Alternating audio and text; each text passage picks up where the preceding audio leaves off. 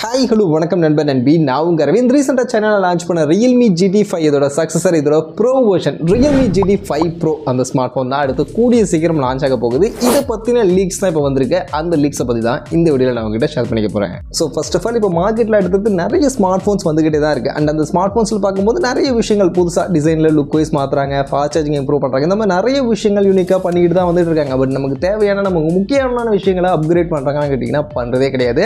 அதுல முக்கியமான ஒரு விஷயம் இந்த பேட்டரி கெப்பாசிட்டி. இதை நான் ரொம்ப நாளாக கேட்டுக்கிட்டு இருக்கேன், பேட்டரி கெப்பாசிட்டி இம்ப்ரூவ் பண்ணுங்க அப்படின்ற மாதிரி.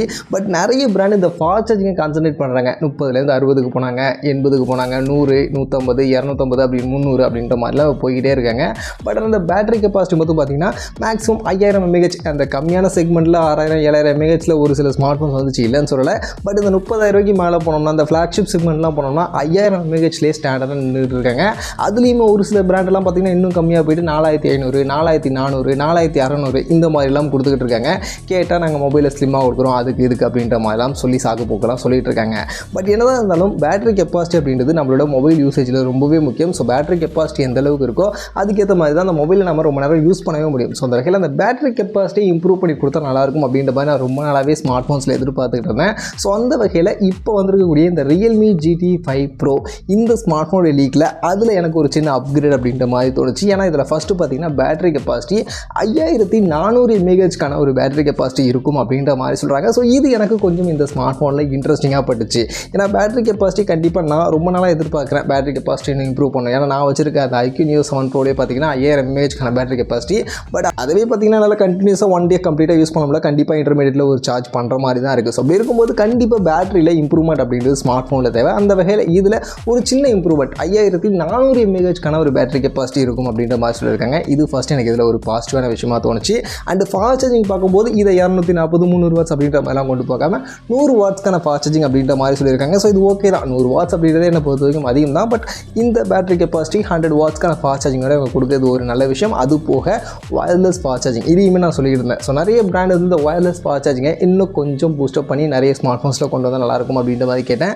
ஸோ இவங்க இந்த ஸ்மார்ட் ஃபோனில் அதையும் கொடுக்குறாங்க. ஆக்சுவலி இங்கே பார்த்தீங்கன்னா 50 வாட்ஸ்க்கான வயர்லெஸ் ஃபாஸ்ட் சார்ஜிங் சப்போர்ட்டோடையும் இந்த ஸ்மார்ட் ஃபோன் அப்படின்றது இருக்கும் அப்படின்ற மாதிரி சொல்கிறாங்க. ஸோ அந்த வகையில் பேட்டரி ஃபாஸ்ட் சார்ஜிங் இந்த விஷயங்களில் எனக்கு இந்த smartphone first of all சாட்டிஸ்ஃபைடான ஒரு ஸ்மார்ட் ஃபோனாக படிச்சு.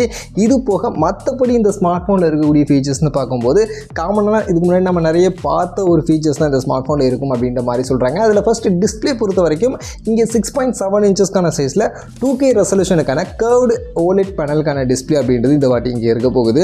ஸோ 2K ரெசல்யூஷனில் நிறைய ஸ்மார்ட் ஃபோன்ஸ் பார்த்துருக்கோம். பட் இதில் என்னென்னா அந்த பேனலே இன்னும் அப்கிரேட் பண்ணி இன்னும் ரெஃப்ரெஷிங்கான ஒரு விஷுவல் எக்ஸ்பீரியன்ஸ் கொடுக்கக்கூடிய டிஸ்பிளே பேனல்லாம் இருக்கும் அப்படின்ற மாதிரிலாம் சொல்கிறாங்க. ஸோ எல்லாம் எக்ஸாக்டாக எப்படி வர போகுது, என்ன பிரைட்னஸ் வேல்யூ இருக்க போகுது அப்படின்றதெல்லாம் கிளியராக தெரியல. அதெல்லாம் நம்ம வெயிட் பண்ணி தான் பார்க்கணும். பட் கண்டிப்பாக ஒரு ஹையஸ்ட் பிரைட்னஸ் வேல்யூவோட ஒரு சூப்பரான டிஸ்பிளே பேனல் அப்படின்றத யூஸ் பண்ணுவாங்க. எனக்கு ஒரு ஃப்ளாக்ஷிப் செக்மெண்ட்டுக்கான ஸ்மார்ட் ஃபோன் அப்படின்றதெல்லாம் அதெல்லாம் நம்ம எதிர்பார்க்கலாமா. அதே மாதிரி இந்த ஸ்மார்ட் ஃபோனுடைய ரெஃப்ரெஷ் ரேட் என்ன இருக்க போகுது அப்படின்றத பற்றின கிளியரான இன்ஃபர்மேஷனும் இப்போ வரைக்குமே இல்லை. 144 ஹெர்ட்ஸா இல்லை 120 ஹெர்ட்ஸ் தான் கொடுக்க போகிறாங்களா அப்படின்றது மாதிரியான விஷயங்கள் கிளியராக தெரியல. ஸோ அதையுமே நம்ம கொஞ்சம் வெயிட் பண்ணி தான் பார்க்கணும். அண்ட் அதே மாதிரி இந்த ஸ்மார்ட் ஃபோனுடைய பெர்ஃபார்மன்ஸ் அப்படின்னு வரும்போது அடுத்ததாக ஸ்னாப்ட்ராகன் கிட்ட இருந்து அவங்க கொண்டு வர போகிற அந்த பவர்ஃபுல்லான ப்ராசஸ் ஸ்னாப்ட்ராகன் 8 Gen 3 அதை தான் இங்கே யூஸ் பண்ண போகிறாங்க.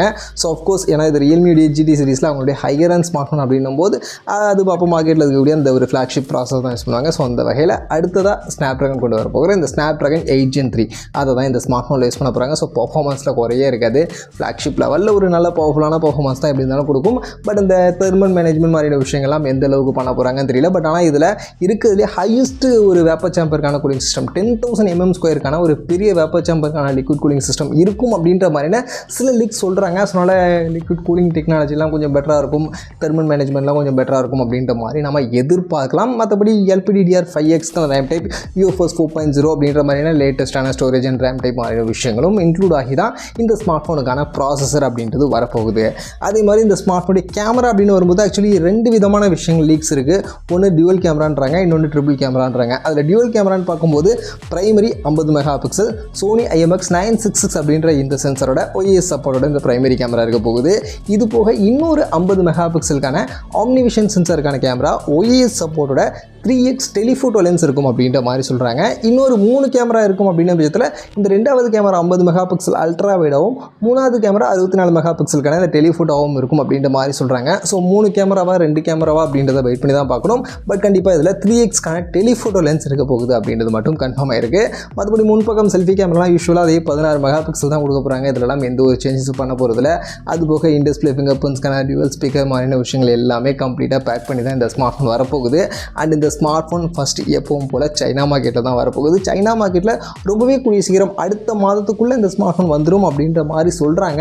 ஸோ அதனால் பார்ப்போம் சைனா மார்க்கெட்டில் எப்படி என்ன ப்ரைஸ் செக்மெண்ட்டுக்கு எக்ஸாக்டாக அங்கே கொண்டு வராங்க அப்படின்றத பார்ப்போம். அதை பொறுத்து தான் இந்தியன் மார்க்கெட்டில் இந்த ஸ்மார்ட் ஃபோன் என்ன ப்ரைஸிங்க்கு வரும் அப்படின்றத நம்ம எதிர்பார்க்க முடியும். கண்டிப்பாக இந்தியன் மார்க்கெட்டுக்கு வரும்போது 50,000 அபோவ் அப்படின்ற செக்மெண்ட்டில் தான் வரும். அது ஒரு ஹையர் ஃப்ளாக்ஷிப் செக்மெண்ட்டுக்கான ஸ்மார்ட் ஃபோனாக தான் வரும். பட் ஃபீச்சராக பார்க்கும்போது இந்த ஸ்மார்ட் ஃபோனை பற்றி நீங்கள் என்ன நினைக்கிறீங்க? இதில் கொடுக்கக்கூடிய அந்த 5400 mAh அந்த பேட்டரி பேக்கப்பை பற்றிலாம் உங்களுடைய ஒப்பீனியன் என்ன அப்படின்றத இப்போ நீங்கள் கமெண்ட் செக்ஷனில் வந்து ஷேர் பண்ணிக்கங்க.